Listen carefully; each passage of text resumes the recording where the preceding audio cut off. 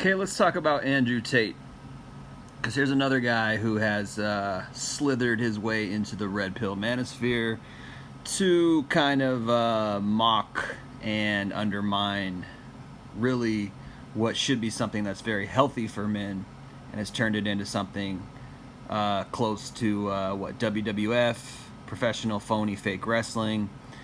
Here's another guy who's very similar to, say, Tupac, who was full of duality, played both sides, pretended to be this caring, loving guy on the one hand, and played a total monster, gangster, hardcore guy on the other hand, in real life, not just in his movies, right? So here's a guy, Andrew Tate, who is doing essentially that, playing both sides, pretending to care about you like a stern father while simultaneously mocking you, and then playing the Gandhi card of, oh, I believe in God kind of stuff.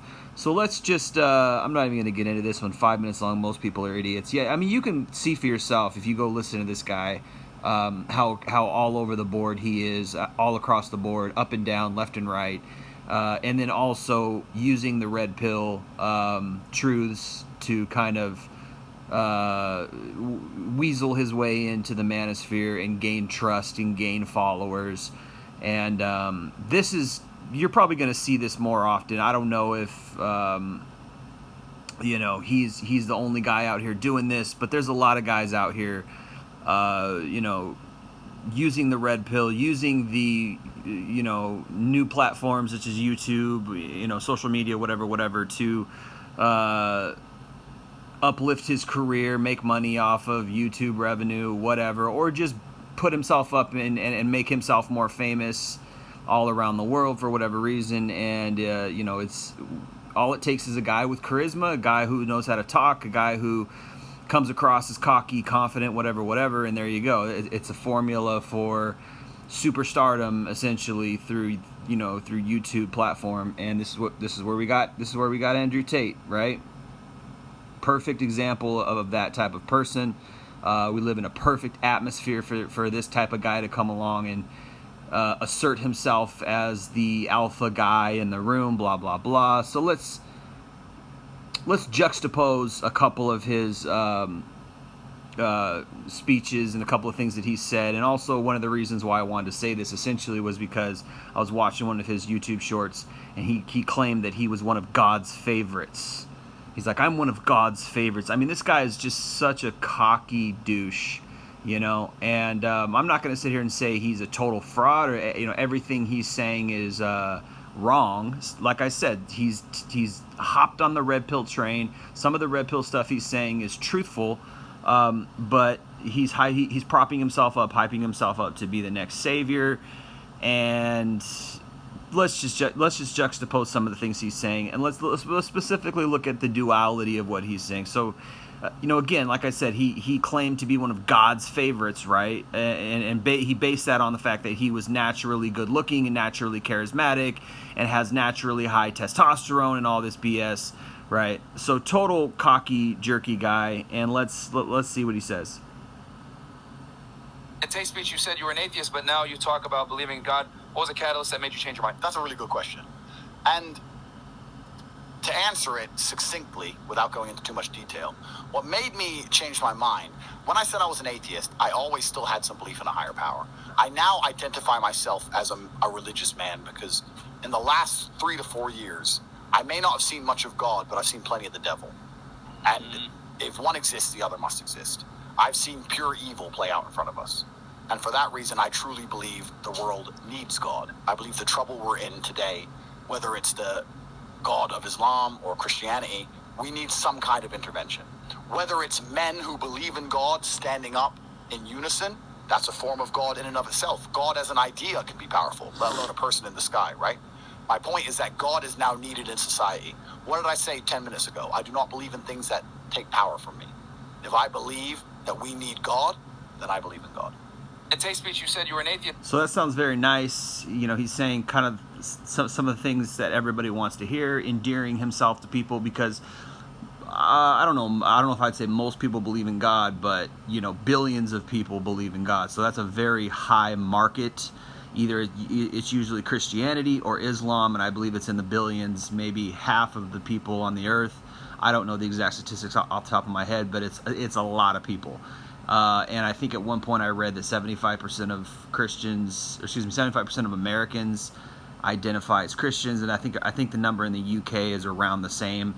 Obviously, that number is dropping in these last days, but it's a large demographic. Let's just leave it at this. So he knows exactly what he's doing. He's marketing. Whether or not he's being genuine, it's hard to tell, but it doesn't really matter, because when you juxtapose that video with this video, you can kind of see where this guy really hangs his hat, where he's really tied into. I've been put on the planet for a very specific reason. And I've been put on the planet to humble you. Because all of you people watching this, you will not reach your potential as a man unless you are extremely introspective. You must look in the mirror, and you must compare yourself to Tate, and you must understand that you fail in every metric. You are poor, you are weak, you are stupid, you are ugly, and you are short. You are none of the things I am. And God put me on this planet specifically to remind you of how much you are failing. You are failing the experience of man because I exist. And only when you accept that and accept your place below me with deep introspection can you find the inner secrets of Wudan. And then you are prepared to learn. Then you are an empty vessel in which I can entrust my knowledge. Before that point, you're walking around the world going, well, I have an opinion. Well, yeah, Tate thinks this, but I think... Nobody cares what you think. You're poor and stupid and weak and small. I don't care. Humble yourself. I've been put on the planet for a very specific reason. What is that? Absolute narcissism, absolute arrogance. So a second ago he said he believed in God. He called himself a religious man, and now he's putting you down and saying you're poor and weak and stupid, and the only way that you can find any light is through me. So essentially he's propping himself up as Jesus, because we know in the book of John, Jesus said, I am the way, the truth, and the light. No one comes to God except through me, right? That's what it says right there in the book of John. So he's saying essentially the same thing. So essentially he's a false prophet. Essentially he's a false Christ. He's an antichrist, whatever you want to call it. Whether he knows it or not, this is what he's doing. He's propping himself up as if he's Jesus, as if he's the only way to wisdom, as if he's the only way to knowledge, which is very counter Bible. Now, he didn't claim that he was a Christian in his other little speech. He just said he believed in God in general, whether it was the God of Islam or the God of the Bible. Those are two very different gods. Although they're both quote-unquote Allah, if you read their books, which are supposed to be a representative of the what type of God they are, they're very two different gods according to their books. And that's pretty important. So you want to go and trust your wisdom, you want to go and trust your life to a guy who doesn't even know the difference between the God of Islam and the God of the Bible? That's pretty weak. That's pretty silly. And now you have a guy here who's telling you, who's putting you down, telling you you're nothing without him. What is that if not narcissism, right? So this is how we feel about our friend Andrew Tate. And then also we couple that with this wonderful verse in 2 Timothy chapter 3, verses 1 through 5. Know this also, that in the last days perilous times shall come, for men shall be lovers of their own selves, covetous, boasters, proud, blasphemers, disobedient to parents, unthankful, unholy, without natural affection, truce breakers, false accusers, without self-control, fierce, despisers of those that are good, traitors, heady, high-minded, lovers of pleasure more than lovers of God, having a form of godliness but denying the power thereof, have nothing to do with such people. There you go, man. That's right from the Bible itself. What is Andrew Tate if not this? A boaster, a proud man, right? Totally, just absolute arrogant, absolute promoter of himself, right? It says have nothing to do with such people. So if you have any wisdom, go to Jesus Christ. Don't go to Andrew Tate. If you want to find wisdom, it's found in the Bible. It's found in Jesus only, because he's the only way to God, right? It's not found in Andrew Tate. It's not found in Rollo Tomasi. It's not found in Donovan Sharp. It's not found in any of these red pill guys. All right. Although you could take what they say with a grain of salt, you can take what they say and find some knowledge and some wisdom in it. Not to say these guys never drop gems. You can learn, right? But ultimately, God is the source of our wisdom. God is the source of our lives. And anybody who takes what this Andrew Tate guy says and follows it, you know, you got to have low self-esteem. And really it's just, you know, he is cornering the market on young men with low self-esteem, right? And he's turning men into, because what are they going to do? Are they going to, you know, be better people by listening to him, or are they going to be as arrogant as him? You know, monkey see, monkey do. We tend to behave and act as the people that we follow. And if you follow this guy and you know, prop him up, which is what he's trying to do, and it's pure ego. If he's really as rich as he says he is, you know, his brother's got a farm and they make a lot of money with kickboxing, and he made a lot of money apparently pimping girls with cam girl shows or whatever he did. If they have millions of dollars, what is he gaining out of making some more YouTube money? It's the you know, worship of himself. He's propping up himself as a, you know, kind of the same reason Donald Trump became president, really, in my opinion. And, you know, they claim it's to help people. Does that sound like a guy who really wants to help people when he's calling you poor, short, and ugly, and the only way you can find wisdom is by submitting to him? I mean, that's absolute arrogance. The guy is just bored with life, probably, you know, has no drive anymore because he's just been sleeping around and messing around, you know, for the last 10 years. Or maybe he does have some solid, you know, maybe he has some solid habits and solid character, but he also has this Napoleon complex, narcissistic drive to prop himself up, and he's doing it in such an arrogant way. There's no humbleness to this guy. And then he wants to claim that he's a religious man. You're not a religious man if you don't actually read the tenets of the God that you claim to follow. He sounds like he has neither read the Bible nor the Quran or any kind of manuscript, which is supposedly the Word of God.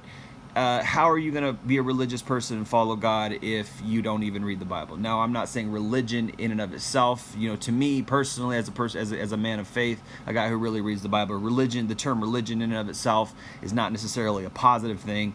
But for, you know, for the layman and for the average Joe, the term religion essentially means you're following God, and you should, it kind of alludes and gives to the fact that you are probably reading the Bible. So here's a guy who totally doesn't know the first thing about the Bible or God, really, and yet he claims he believes in God to, you know, soften you up, and oh, he's humble because he believes in God. No, the man is anything but humble. He's a profiteer. He's a wolf in sheep's clothing at best. At worst, he's just obviously a arrogant, prideful man. Obviously, he's not outright blaspheming, which is better than many atheists. That's nice. But also, you know, beware of those who you know, who come with smiling, you know, who come with good, who come bearing gifts and smiling faces. You know, they're probably your worst enemy. Your friend is probably somebody who's, you know, what does it say? Your friends stab you in the front, your enemies stab you in the back, or something like that. Or no, your enemies stab you in the front, your friends stab you in the back, I think, right? So there you go. So he's not outright. He's not outright blaspheming God, but he's pretending to be on your side. Same thing Tupac did, you know. It's the same old thing where you prop up a guy as this savant, you know, leader, guru. Oh, he's just like me. He's so well spoken, and he's so articulate and woo woo woo, and then yet he's also, you know, so dualistic that he's also promoting all these negative things on the side. You know, it's the same thing with Tupac. If you go watch some certain videos of him where he's actually it exposes the fact that he's being dualistic, right? So here's Andrew Tate coming along. You know, he's got all this red pill knowledge. He says all this stuff about women and female behavior and female nature, and here's what you need to do. You need to be like me, and you know, you have all this confidence, and I'm not your average Joe. I'm this, I'm that. I mean, come on, man. Like, you just got to, I mean, to me, it's like he's like a WWF character. Like, he's just a joke. Like, you don't take someone like that serious. That's not real life. maybe he's got 15 million, 20 million dollars or whatever, so he's got room to boast, right? But that's not the average Joe. That's not what's going to help anybody, let alone your average short, ugly, poor 25-year-old who doesn't know how to go about life or make any money. Like, that's not going to help you. What's he going to give you? What information is he going to give you? Right? I'm not signing up for his stupid course. Like, what information is a guy like that going to give you? At least go follow like somebody like Gary V, who's like practically giving you some practical tips on like, okay, here's how you can make $1,000 in a week. Like, sell this, go and buy this, do this. Like, there's practical things that you can follow. This guy's just a joke. This guy's just like, oh, look at me, I bang women. Oh, I have this, I have nice cars, I drive this. It's like, dude, shut up. We don't care. Like, we don't want to hear about your great life. Like, who gives a shit? Like, you're so... In fact, I think this guy has low self-esteem. I really do. You must have to have low self-esteem to talk about yourself in the third person as if you're some kind of god. Like, you're not humble. You don't know what it is to be a human. Like, you're not really confident. You're arrogant. There's a difference between arrogance and confidence. Now, cool, he's a good kickboxer. He's a great fighter. Maybe he really does have a lot of strong points. But if you're sitting there on... I don't care how successful you are with money, in your sport, with women, whatever. If you're sitting there propping yourself up, boasting as if you're the most alpha dude, you're kind of a loser. I don't care. Like, I don't care how much money you make. If you sit there and you say on any podcast or any platform into a camera that I'm God's favorite, I'm not like you, I have cobra blood, I'm this and I'm that, I could take on 20 men at the same time and do. Like, I don't give a shit. You're a loser. You are not cool. You are not clever. You're not wise. You are arrogant and you're dumb. Like, that's... Go read the Bible, man. Go read the Proverbs. Pride goes before a fall, man. A prideful man is the top fool. A prideful man who boasts in himself is not a humble man who follows God. That's just not... Anyway, man, I'm going to end it there. That's my thoughts on Andrew Tate. Is he a phony? Is he genuine? Is he really red-pilled? The guy is arrogant. He's prideful, and really he's annoying. Like I follow him because it's like, this is what young guys are following. This is the popular thing. You know what I mean? But the more you watch him, the more I just get a bad taste in my mouth. Like, dude, just shut up. Stop boasting. Like, you know what I mean? Like, I guess it makes sense that, in order to keep people's attention in today's day and age, you got to boast. You got to be crazy like Kanye West, or else people will just forget about you. And I guess it is what it is. But I don't think he's anything close to a role model. I don't think he's anything we should aspire to be as men, or even Christian men or whatever. Like, that's just not it, man. He's not it. Anyway, I'm gonna leave it there. I appreciate you guys listening. It's been another Jay Lee with another Northwest podcast. Appreciate you listening. Peace.